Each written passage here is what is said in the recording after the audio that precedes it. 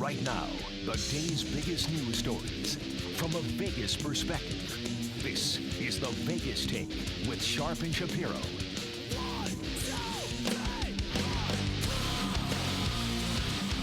All right, welcome back. It is the Vegas Take. We're rolling out hour number 3, Sharp and Shapiro. Also, special guest Chris Wynn joining us in studio as well. And it is a story that is, well, in a sense, rocking the NFL. It's a gambling scandal, and it involves an Arizona Cardinals game leading the NFL in part to suspend Cardinals defensive back Josh Shaw for gambling on one of his own games. That's right. He actually walked into a Las Vegas casino, put in a parlay, and they found out about it. I mean, how dumb could you possibly be? So joining us on the line right now, the perfect guy to talk about this. He had a gambling scandal of his own. Of course, you know him as a professional sports handicapper from Ref Picks. His book is sensational. It's called Personal Foul. The new movie that came out about his life is Inside Game. That is former NBA official joining us on the line right now, Tim Donaghy. Tim, thank you so much for joining us. How are you?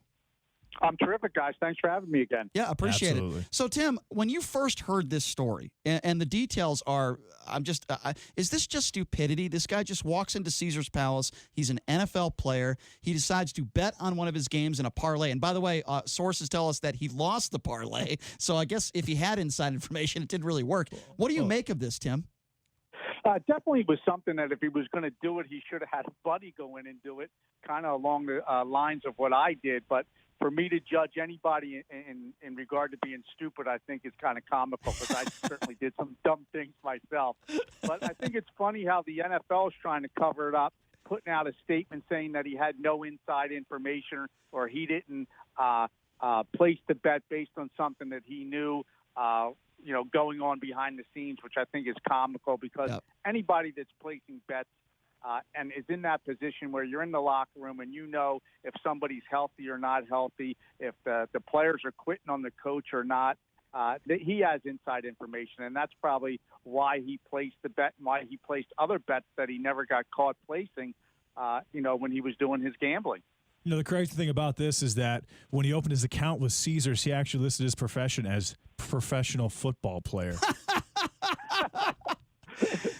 Tim, that is, when you're going to do something like that, obviously you got to have a go-between because the information in the locker room is so abundant. And, when, like I said, players are quitting on coaches or somebody's injured and shouldn't really be playing but is forced in the situation and is not 100%. And the line's off by 3, 4, or 5 points, and people take advantage of it. So, Tim, you said something interesting. And by the way, I agree with you 100%. Yesterday, when I talked about this guy and the NFL says that he didn't have inside information, when you're playing in the NFL and you have information not privy to the public, that's a ridiculous statement the NFL made. But I wanted to just comment real quickly and ask Tim another question.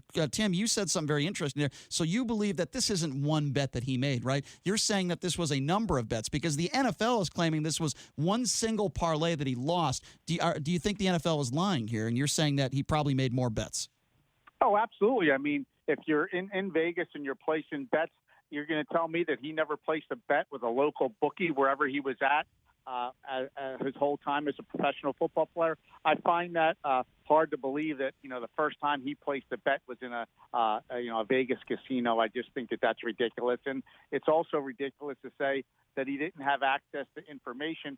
I know when I was an NBA referee, I wasn't even in the locker room with the players, and I got word from trainers or ball boys or anybody else that came in and out of our locker room, pertinent information that I used, that I was able to win bets 75 to 80% of the time. Wow, that is unbelievable. So you're telling me, let me go back to what you just said because that's fascinating to me. So you're telling me that a ball boy or a trainer would go into the locker room before one of your NBA games and would give you information possibly on an injury or a player not playing, and you're telling me you would call one of your guys that you were working with to place a bet on a specific side after that information that you got. Is that really pretty much how it went down? Absolutely. I never forget there was a guy in Washington that used to come in and out of the locker room all the time, and he came in and said, Mike Fratello just got off the bus. He greeted him and said hello, and he told him how he wasn't playing any of his starters because he was going to rest everybody. And I immediately, excused myself from the area, went and made a phone call and said, listen, Memphis is going to lose tonight. Washington's going to win by a boatload. And they ended up winning by 30 points. So that type of information floats around all the time, whether it's something like that or an injury that really isn't out for the public to know about, where the line's affected. Can you comment quickly on how much money your buddy bet on that game?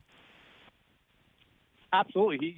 They were betting millions of dollars on these games. So, tens of millions of dollars. So it was something that red flags were going up all over the place, and that's why he ended up getting caught. So you're telling me I'm sorry, I have to continue. This is unbelievable to me. So you're telling me you got the information from Mike Fratello that he wasn't playing any of his starters one night. You call your buddy, and you're saying that they could have won tens of millions of dollars on that one game.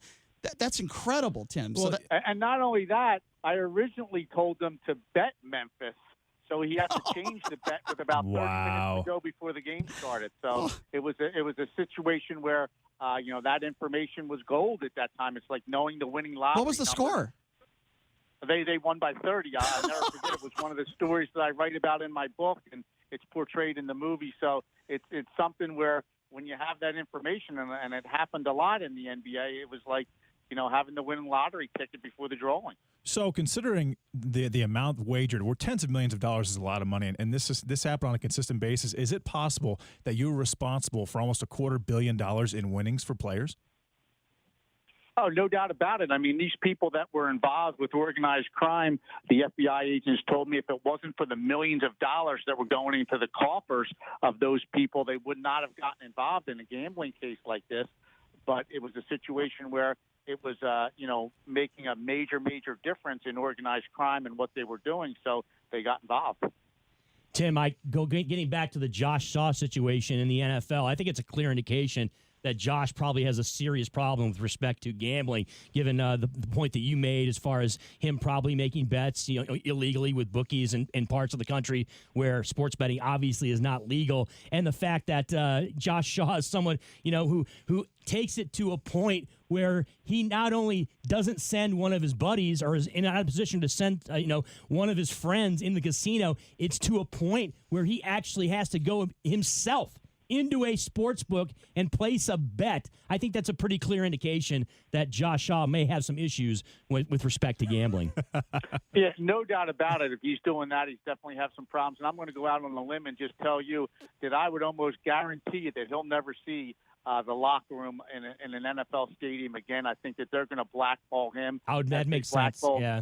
Kaepernick, no matter how good he is, he won't see the inside of an NFL locker room again. If you're just joining us, we're speaking with former NBA official Tim Donaghy. He now works as a professional sports handicapper for RefPicks. His book is fantastic, Personal Foul. His movie just came out not that long ago called Inside Game, really about his life. And it was a pretty good movie. I saw it. It was really good.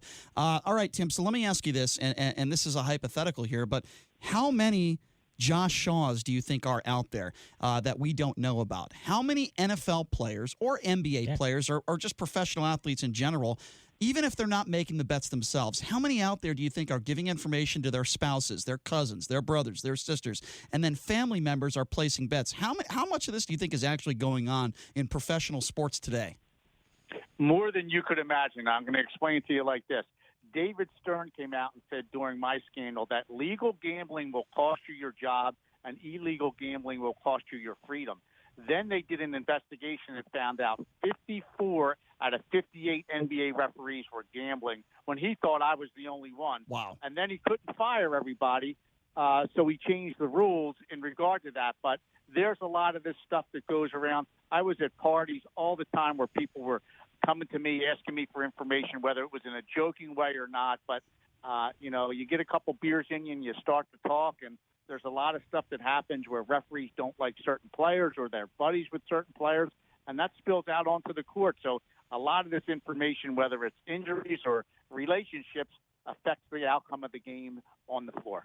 And, Tim, what's funny is those of us who have been in the media and have had the opportunity to be in locker rooms and cover a lot of these athletes, there is absolutely a proclivity by these athletes to gamble. I mean, from fantasy football to the NCAA tournament brackets. I was in a spring training locker room back in 2001. JD, Brian, and Tim. Okay, and I'm not going to say the team, but there was a ton of chatter and discussion regarding the NCAA tournament and brackets flying around and cash changing hands in the actual clubhouse. So this is not something that is going to go away. And Tim, I'm sure you can attest to this, is not something that is a rarity in professional sports and in college sports as well, too.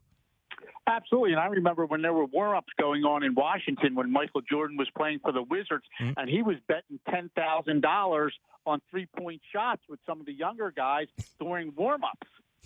So, the gambling stories from the plane of playing cards are just, out there. There's a lot of gambling that goes on, not only on the floor doing warm-ups, on the planes and in the locker room. So it's something that when you're a professional athlete, the competitive juices of doing certain things on and off the floor exactly spill out into the gambling world. Translates. No, I only thought that Michael Jordan and Larry Bird bet for McDonald's Happy Meals, but I guess I don't know what I'm talking about. Well, it's funny, right, Brian? We talked to, of course, Anderson Hunt, the former UNLV runner Rebel, and he was in preseason with the Celtics, and he had some apparently some gambling stories cash going. Sure. Him and Larry Bird with some shooting contests. So, Tim, I wanted to ask you this. Obviously, you did your time. You're a free man. Now you're a professional sports handicapper. I would imagine you're allowed to gamble yourself. Do you bet on games? Because I would find it to be very interesting to watch somebody like you go into a sports book and bet. I would see nothing wrong with it. You're not doing anything wrong. Number one, are you allowed to gamble? I would imagine you are. Number two, do you gamble? Yes, I am allowed to gamble, but the lines I crossed when I was gambling was something that not only affected me, but my kids and my parents and my family. So I try to stay away from placing wagers myself. I no longer play golf, which I would play golf $1,000 a hole, but I just love that competitive juices of playing. So I try and stay away from that line because I'm afraid if I go near it, I'm going to jump over it too far like I did in the past. That's smart. I just stick to advising people and trying to help them and let them know the pitfalls of it and to do it in a way where it's a form of entertainment and they don't get in trouble the way I did. Most money you ever won on the golf course and worst golfer, an official that you ever played golf with. Was it Joey Crawford? Who has the worst golf swing as a current NBA official? I walked out of a golf course. One time I left the golf course and I lost about $15,000. I needed gas in my car, and I reached in my pocket and I pulled out 2 golf tees and some lint. So that was probably the worst experience I had playing golf and playing cards and leaving. And wait a minute, you hit the golf course with $15,000 in your pocket and didn't have lint? It was a member guest, and I knew I was going to deal blackjack afterwards. So I took everything I had in the safe and I came home with none of it. So wow.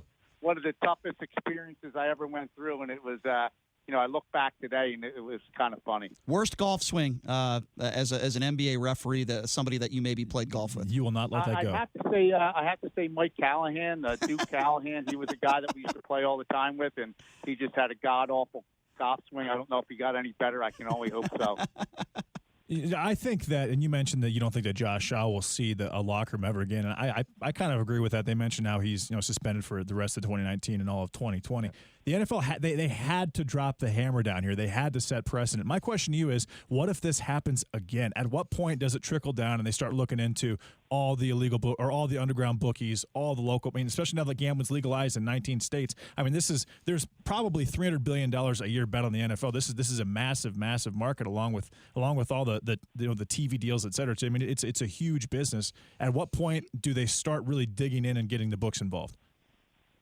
What they need to do in my mind is educate these people on the pitfalls of this and showing them what's going to happen if you do get involved with doing this. As to how many people are involved, I'm sure there's many other people that are doing it, and hopefully they're going to stop because when you look at somebody like this guy who's probably never going to see an NFL locker room again, or myself who lost his job as an NBA referee and the problems that come with it, you would think people would try to stay away from it and learn lessons from our mistakes. But you really have to get in these locker rooms and educate these people to stay away from it. Yeah, no doubt. I agree. All right, Tim, I want to give you an opportunity. You do a great job as picking professionally gambling, picking NBA games. Certainly, the characteristics or the tendencies of NBA officials. You worked with many of them. So I'd like you to give out that information. How can people find you at Ref Picks? Talk a little bit, plug your book, and, of course, the movie that just came out about your life. Yeah, refpicks.com is a handicapping site. We have a couple guys that do basketball, football, and baseball, and you can email me, or we have an 800 number that I can give out when you do email me. And the book Personal Foul has been out for several years. It did really well. It talks about what I did and how I did it, and how the NBA really needed to make a lot of changes in how they conducted business. And I was very fortunate that the FBI agent who arrested me, Phil Scala, wrote the foreword for the book and said that I told the truth at every turn. So I was very grateful that he did that. And of course, everything was turned into a movie called Inside Game that was in movie theaters and is going to be coming out on demand in February. So, finally some positive things have been coming from the story that's almost 10 years old now. Yeah, Tim, I always appreciate when you come on, your candor and your honesty, and your stories are unbelievable. So thank you so much for your time, Tim, and I look forward to having you on again as the NBA season gets upon the playoffs soon enough. Tim, thank you so much. Thanks, Tim. You got it. Thanks, guys. Yeah, All right. Thanks a lot, Tim. There you go, former NBA official Tim Donaghy. I kind of like it how, we're talking about this idiot Josh Shaw who ruined his career gambling on his own games in the NFL. And I said to Tim, I said at the beginning of this interview, I said, how dumb is this kid? And then he responds by saying, well, I'm not going to really respond on how dumb he is because I did a lot of stupid things myself. I thought that was... you got to respect that. Yeah. And we didn't talk about how big was the bet that he made, because it was a parlay. It was probably a multi-team parlay. And he actually bet against the Cardinals in the parlay, the team that he... Was he right about that? He was wrong. He was wrong about that. But sick is that? This must have been a large bet. Wait, can we just talk about this for a second? How sick is that? You're playing on an NFL team. Yeah. You have all the inside information in the world. You make a wager against your team and they win. I mean, it shows you how hard sports gambling is. It could have been like a week 2 or 3 game. Maybe he had seen Kyler Murray in practice and he wasn't impressed with Kyler Murray because it was one of his first starts, and he decided, Kyler Murray's not going to have a great game. Murray does, because there was a couple of games early in the season that Murray played really, really well when he wasn't expected to. I'm guessing it was one of those games. We also have to keep in mind that this is Las Vegas. He might have had a couple of adult beverages before he whirled into that sports book and just wasn't, in the right frame of mind. Again, because think about it. You're a current NFL player. You're walking into a sports book in Vegas and you're just thinking, you know what?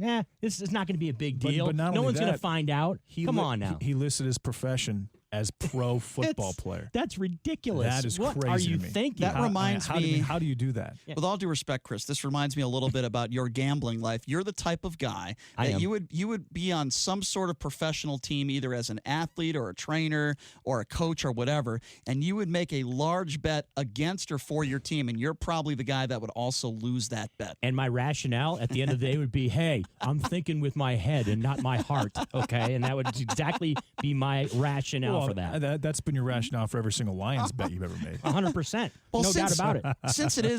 Since we do have a few minutes here, and then we're going to move on, it is Winning Wednesdays with C-Win. So, Chris, you are the mush. I'm very comfortable in calling you that. There are actually specific situations where you tell me what you're betting on, and I do bet against you just for the sole purpose. Yeah, I have done that from time to time. In fact, we did that with our producer a few weeks ago. I got to tell you, I don't do that, Chris, ever. I don't take people's picks, but when you're on the other side of a pick that I have, you feel very good about the opposite side, right? I definitely am more optimistic than I probably should He's be. He's doing the happy dance. Let's put it that way. JD, who can't dance, by the way. He can sing. He can do the Frank Sinatra, but he's not a dancer. UNLV, he does the happy dance when he finds out he's on the other side. Well, it's a subconscious thing. We're going to give people the opportunity to do that because, Chris, I want to know. It's Winning Wednesday with C-Win. I'd like to know some of the plays that you would recommend people take tonight.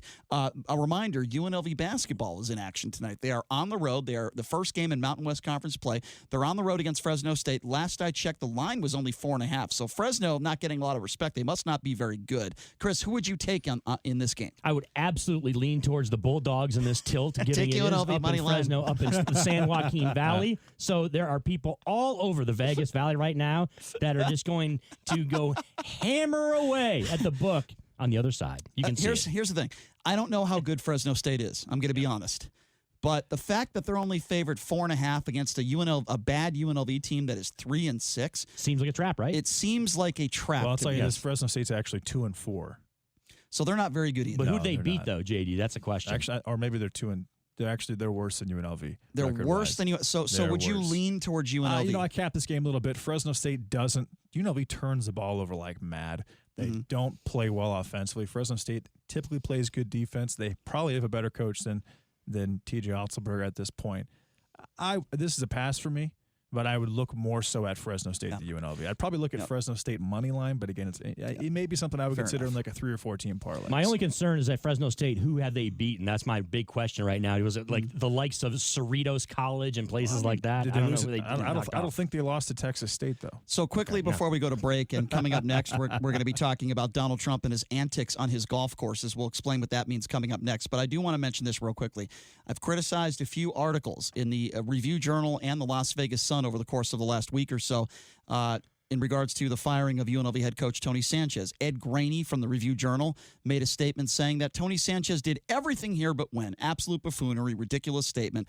And Ray Brewer, I spoke a little bit about his article, the Las Vegas Sun, where Ray pretty much said that don't let the 19-40 record fool you, and that he has done nothing short of a phenomenal job. Unlike Ed Graney, I did have a brief text conversation with Ray Brewer. It was very respectful, and we had a good talk about it. You can like somebody, and I like Ray Brewer. He's a good guy. You can like somebody, but criticize their articles, okay? But maybe Ed Graney from the Review Journal just doesn't understand that. But Ray, well, look, I know we're short on time here because we're going to take a quick break. But you know, you understand, I do have a relationship with Ed. I did a show with Ed for a number of years, and I like Ray Brewer. I think Ed is also a good guy.